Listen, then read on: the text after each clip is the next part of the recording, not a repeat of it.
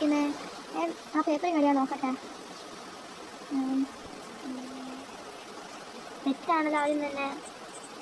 രണ്ടാമത്തെ ഞാൻ എഴുതിയിരിക്കുന്നത് തെറ്റാണല്ലോ.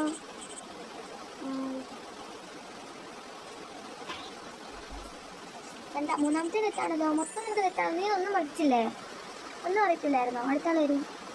ഇത് ടിക്കറ്റിനൊക്കെ ഇങ്ങനെ എഴുതിയിരിക്കുന്നത് തെറ്റാണ്ടോ? അവിടെ തന്നെ കൊടുത്തിട്ടുണ്ട്. രണ്ട് നീ എഴുതിയില്ല. സാറൊന്നും അല്ല കേട്ടോ, തെറ്റാ. നിനക്ക് മൂന്ന് അല്ല, ആരൊന്നും പഠിച്ചില്ലല്ലോ. മാർക്ക് മാത്രം എല്ലാവരും പേരെന്തിനും എഴുതിയിട്ട് ക്ലാസ്സിൽ തരാം കേട്ടോ. അടുത്താട്ടോ ആദ്യത്തെ കറക്റ്റാണ്, രണ്ടാമത്തെ കറക്റ്റാണ്,